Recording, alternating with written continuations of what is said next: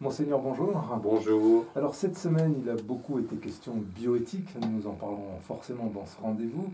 Et puis vous participez en cette fin de semaine au congrès Mission. Et dimanche, vous présiderez l'installation du doyenné Ouest. Ce sera à l'église de Bassac avec des confirmations. On nous dira un mot évidemment aussi sur cet événement diocésain en ce début, en cette rentrée 2018. Donc la bioéthique, on en parle beaucoup. Il y a beaucoup d'aménagements ont été annoncés déjà. C'est-à-dire que c'est la suite un petit peu, hein. L'épisode que nous avons vécu cette semaine, c'est la publication du rapport du CCNE, c'est-à-dire le Comité consultatif national d'éthique, qui a donné son avis, hein, en particulier sur la PMA, un sujet qui était très attendu. Alors, effectivement, l'actualité nous a rapporté quelques éléments. Je crois que c'est important que nous-mêmes, nous puissions continuer à progresser dans notre réflexion. Alors la semaine d'avant, l'Église de France, avec une petite commission chargée de bioéthique, a publié une petite lettre, hein, qui s'appelle « La dignité de la procréation ». On retrouve une synthèse sur le site, qui doit être publiée largement, et qui permettent de montrer que l'affaire n'est pas si simple quand même.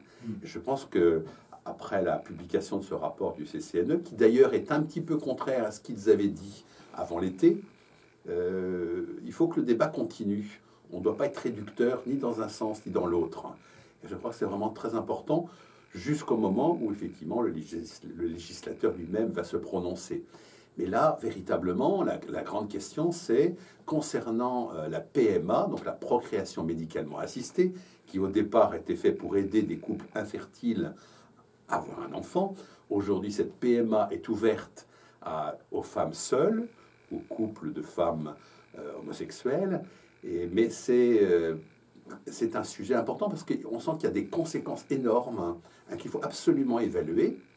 En dehors du fait que, est-ce que ce sujet-là, à savoir d'avoir une procréation médicalement assistée sans père, la PMA sans père, hein, c'est comme ça qu'on peut la résumer, est un sujet de société qui va faire basculer un petit peu les comportements.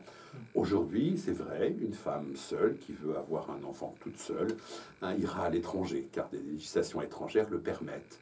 La question, c'est est-ce que la France va le permettre? On voit bien qu'il y a de multiples questions. Ce n'est pas simplement le désir d'un individu, je veux dire homme ou femme, mais là c'est pour une femme, hein, qui doit être pris en compte. Il y a aussi les droits de l'enfant, il y a les droits de l'enfant, il y a aussi quelle image de société nous voulons-nous avoir. Et c'est vrai que là, les Français se sont prononcés quand même, aussi avec presque 2/3, hein, des avis après les états généraux de la bioéthique, pour dire non, ils ne sont pas favorables à ce que la PMA, qui est d'ailleurs une technique coûteuse quand même, hein, puisse être ouverte à toutes, hein, comme le CCNE l'annonce. Donc là, la réflexion continue. Hein. Donc l'Église de France s'est prononcée en donnant un texte, qui est un texte de base. Mais quand vous dites qu'il faut que nous progressions dans la réflexion, ça veut dire que l'Église ne veut plus être campée sur sa position et dire non? C'est-à-dire que l'Église, très clairement, s'est prononcée de manière défavorable à cette ouverture de la PMA à des personnes seules. Parce que, je veux dire, il est de l'intérêt de l'enfant qu'il faut absolument prendre en compte pour l'intérêt de l'enfant et d'avoir une lignée très clairement identifiée, père et mère. Et est-ce qu'on va exclure le père, hein, dans l'identité de la personne? Donc l'Église a sa réflexion, mais continue. Je pense qu'en Église, il faut que nous continuions à réfléchir, à entendre aussi, hein, les personnes qui, je veux dire, de manière justifiée, peuvent exprimer leur désir d'avoir un enfant, etc. Donc continuer le dialogue avec la société, mais aussi au sein même de l'Église, qu'on puisse clarifier pourquoi est-ce que l'Église de France parle de la dignité de la procréation. Ce n'est pas simplement une technique pour avoir des enfants. Les moyens, la fin ne justifie pas les moyens. On ne peut pas faire un enfant, on ne peut pas le fabriquer. Or, on voit bien toutes les dérives qui vont être forcément les conséquences. Ça va être le tri des embryons. Ça va être aussi la marchandisation, c'est-à-dire que là, vraisemblablement, comme aujourd'hui encore, il n'y a pas assez de sperme pour pouvoir honorer toutes les demandes, il va y avoir certainement une contrepartie financière. Tout cela, c'est des sujets importants. Mais quelle société voulons-nous pour demain et surtout, que voulons-nous offrir à la génération suivante? Monseigneur, en cette fin de semaine, vous serez au congrès Mission. Enfin, ce sera à Paris. Oui. Là, vous participez, pourquoi précisément? Là, c'est un congrès qui a lieu donc ce week-end, depuis vendredi jusqu'à dimanche, qui est ouvert à tous pour pouvoir un petit peu partager des initiatives missionnaires. Alors, on est d'autant plus intéressés que nous-mêmes, nous avons défini des axes missionnaires et qu'on souhaite qu'il y ait beaucoup de créativité. Alors la créativité, ça peut parfois être s'enfermer chez soi et se mettre la tête entre les mains et réfléchir, ou réfléchir à plusieurs. Et puis là, il y a aussi des expériences. En fait, c'est d'une certaine manière un partage d'expériences qui a lieu pendant ces 3 jours. Alors moi, j'interviens en ce samedi à une table ronde avec l'évêque de Gap et l'évêque d'Orléans, Jacques Blacard, bien connu dans notre diocèse, sur le titre, c'est « Évêque de point, missionnaire ou gestionnaire de faillite ». Voilà, un vrai sujet.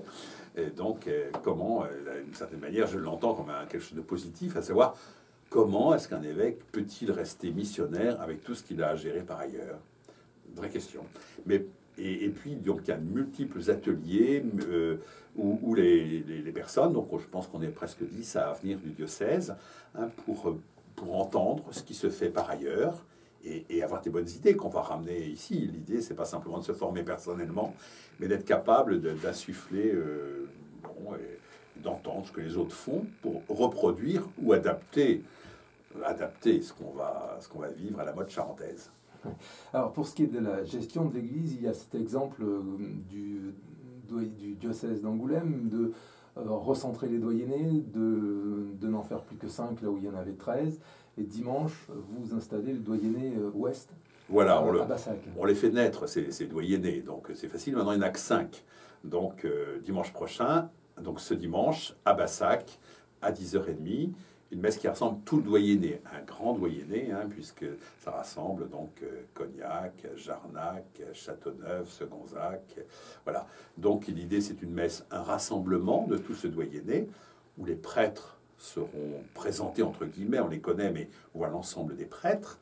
Et puis, voilà, c'est au cours de cette Eucharistie festive de pouvoir se dire, nous sommes appelés à travailler davantage ensemble, ce qui ne veut pas dire qu'on va se voir toutes les semaines, parce que les distances géographiques sont un handicap, mais il y a le handicap de la distance, et puis il y a l'opportunité de pouvoir fédérer des énergies et d'être plus fort quand on est ensemble.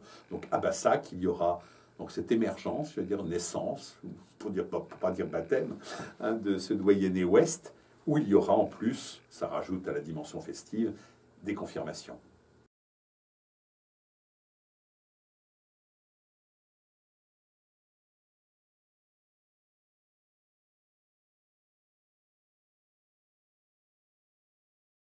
C'est Sylvaine Lacroute, responsable diocésaine de la communication, qui vient de nous le dire. Vous nous rejoignez. Bonjour Sylvaine. Bonjour. Vous êtes là parce que en ce mois de septembre vient de paraître le journal de l'Église de Charente, qui n'est autre que la lettre de rentrée. C'est pour ça que, Monseigneur, vous avez tenu à inviter Sylvaine aujourd'hui. Oui, je trouve que c'est une belle occasion. C'est-à-dire qu'on a décidé effectivement de faire paraître ce journal à l'occasion d'événements importants. Et cette rentrée est pour nous importante, puisqu'il y a beaucoup de changements. Bon, ça permet à la fois de donner quelques informations, de donner le calendrier, et ça se justifie tout à fait. Alors, qu'est-ce que quel est le message de cette lettre de rentrée? Le message, c'est l'organisation, la nouvelle organisation, en particulier avec les 5 doyennés. Donc, je rappelle que ce journal va être distribué dans toutes les paroisses et tout le monde peut l'avoir. Tout le monde doit l'avoir. Voilà, ça c'est quelque chose d'important. Et puis en particulier, donc, l'esprit un peu de la rentrée. Et puis, on parlait beaucoup de naissance, des doyennés, mais il y a aussi accompagné de la naissance d'un nouveau logo. Alors Sylvaine, ça c'était le chantier de l'été sans doute, se préparer ce logo, cette lettre de rentrée et ce journal. En fait, le chantier de l'été, pour le réaliser, le concevoir, mais c'est une réalisation qui n'est pas arrivée comme ça par hasard. Elle a été le fruit de toute la réflexion que nous avons vécue durant l'année dernière, 2017-2018, avec la consultation, et qui nous a amené aussi à se dire, là, il y a vraiment un changement. On arrive à des nouvelles orientations diocésaines qui sont proposées par notre évêque pour les 10 ans à venir. Et donc, ces nouvelles orientations se devaient aussi d'être accompagnées d'une forme ou d'une autre. Et visuellement, c'était important aussi qu'on puisse s'appuyer sur quelque chose de concret, de visible, et qui puisse rassembler. C'est-à-dire que cette lettre ne reprend quand même pas toutes les orientations diocésaines. Hein. Non, pas du tout. La lettre, là, elle a pour but premier de présenter cette nouvelle charte graphique avec le logo. Le logo qui n'est pas en soi un en soi, puisque c'est aussi la déclinaison sur les 5 doyennés que l'on a voulu reprendre et bien montrer que le diocèse, effectivement, il comprend et il vit avec nos 5 doyennés et que chaque doyenné va avoir son projet pastoral, sa mission à déployer et donc aussi une identité particulière qui lui convenait d'avoir. Les orientations sont communes à tout le diocèse. Il y a des applications en fonction des doyennés. Donc, voilà, le logo suit et s'adapte en montrant, je crois, les 4 directions, avec aussi un centre, puisque Angoulême est centré au niveau géographique, qui permet d'avoir le même logo partout, avec des petites nuances pour parler des doyennés. Une déclinaison de couleurs, principalement, et une déclinaison d'orientation, effectivement, en fonction des 4 points cardinaux et du centre qui est le Grand Angoulême. Ce journal de l'Église de Charente va évoluer dans les mois, les semaines qui viennent. Alors, comme disait notre évêque, finalement, le journal, là, il est diffusé au moment où on sent qu'il y a un besoin de communiquer sur quelque chose. Donc, il n'y a pas une régularité, forcément, qui est mise en place jusqu'à maintenant, ce qui peut changer. Mais jusque-là, on a vraiment été sur un journal qui correspondait à une actualité diocésaine. L'idée, c'est de donner les principales informations, et puis on peut aussi avoir un retour. Est-ce que ça va évoluer? Oui, j'espère, parce qu'on n'est pas fixé, et que s'il y a des retours, tant en positif qu'éventuellement avec des critiques positives aussi, ça peut s'améliorer. On peut aussi, on est à chaque fois avec une maquette qu'on essaie d'utiliser, mais cet outil-là est évolutif. Justement, ça nous demande une grande souplesse, tant dans la périodicité qu'également dans le contenu. Je crois qu'il faut que ce soit agréable, effectivement, à lire, et en même temps qu'il y ait quand même suffisamment de matière. Donc, voilà, ça va être toujours Donc, c'est appelé à évoluer. Bon. Parce qu'il faut dire que ce journal n'est pas le seul canal d'information pour le diocèse. Hein. Il y a aussi le site internet qui permet une diffusion de l'information. Oui. Effectivement, le journal de Charente et le journal de l'évêque, vraiment la communication principale, le message que notre évêque doit nous donner. Et là, effectivement, Tous missionnaires, qui est donc le titre du journal, il vient comme une assise, comme un point de départ, ensuite avec tout ce que l'on a à mettre en place derrière. Et effectivement, les autres médias, les autres moyens de communication que nous avons sont nombreux. Il y a le site internet, effectivement, qui existe maintenant dans cette forme-là depuis 2011 et qui a su évoluer grâce à la contribution de tout un réseau de communicants répartis sur le territoire charentais, autour de 50 personnes qui contribuent à ce site internet, à le faire vivre, à l'animer, à publier des articles sur les réalités, sur les événements qui se vivent donc dans les doyennés en paroisse, en service. Ça correspond en fait à pas un site, mais des sites, multi-sites, puisque c'est un site contributif et effectivement qui va sur des sites associés. Des sites associés, donc on peut avoir, et on a un site pour la pastorale des jeunes, un site pour la pastorale de la santé, pour tous les services, la pastorale familiale, la pastorale de la catéchèse, Et puis on a effectivement des sites après pour les paroisses, et des paroisses qui sont très actives.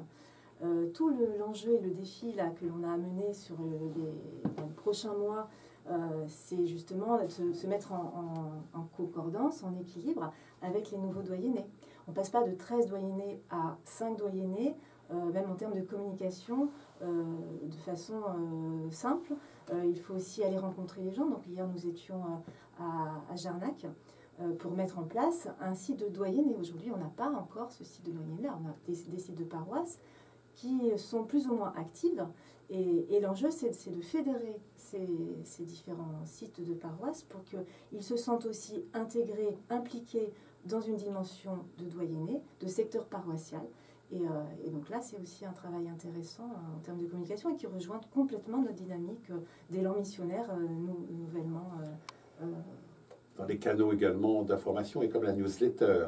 Alors, tous les 15 jours, une lettre d'information qui vient reprendre les événements à venir pour la semaine ou les 15 jours à venir et qui met en lumière un petit peu les initiatives qui peuvent être des initiatives aussi de mouvements extérieurs et une lettre effectivement qui a de plus en plus d'abonnés, donc ça c'est chouette, ça montre effectivement comment on fait pour s'abonner? Alors comment on fait pour s'abonner? Sur la page d'accueil du site internet, tout simplement vous avez un petit encart où vous pouvez inscrire votre adresse mail et demander à recevoir la lettre d'information tous les 15 jours. Tous les 15 jours, ce qui fait que c'est quand même pas non plus invasif, on va dire. Ça reste quand même une régularité, mais non plus voilà, pas avec des informations qui reviennent à tout bout de champ. C'est une lettre en fichier numérique aussi, il faut le préciser. Complètement. Oui, qui est envoyée par email. Ceci dit, les petits-enfants peuvent imprimer pour leur grand-mère le donner en papier. Ça peut se faire localement, en famille. Et ça se fait, c'est bien. C'est bien. Et puis après, on a bien sûr derrière notre site internet et cette information, on a les réseaux sociaux. On ne peut pas passer à côté des réseaux sociaux aujourd'hui.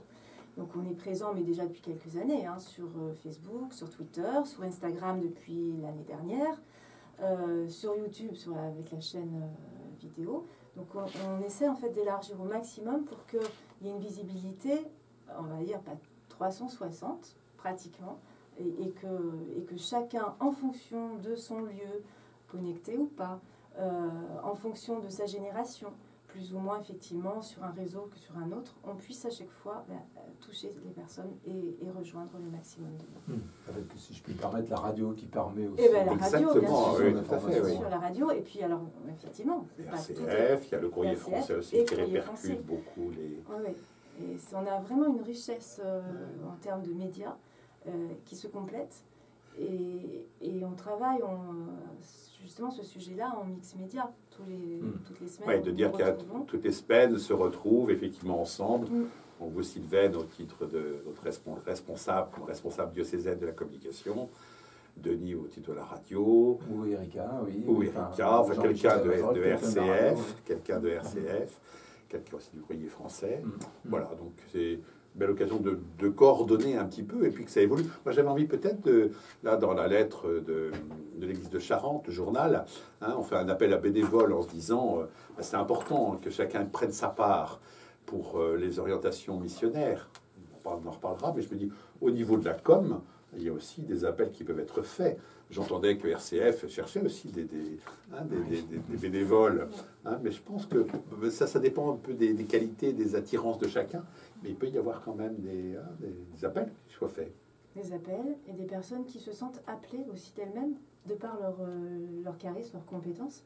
Et on le voit bien quand on va sur place, sur le terrain, en paroisse, ou même quand on travaille avec les personnes dans les services, on voit bien qu'il y a des personnes qui sont plus à l'aise avec la vidéo, plus à l'aise avec la photo, plus à l'aise avec le papier, l'écriture. Ouais. Et donc c'est sûr que chacun prend sa part, chacun apporte et nourrit finalement les projets et participe à la mission. Chacun prend sa part, c'est la parabole du colibri, la parabole amérindienne dont il est question aussi dans cette lettre de rentrée, ou plutôt dans ce journal de l'église de Charente pour le mois de septembre 2018 que voici.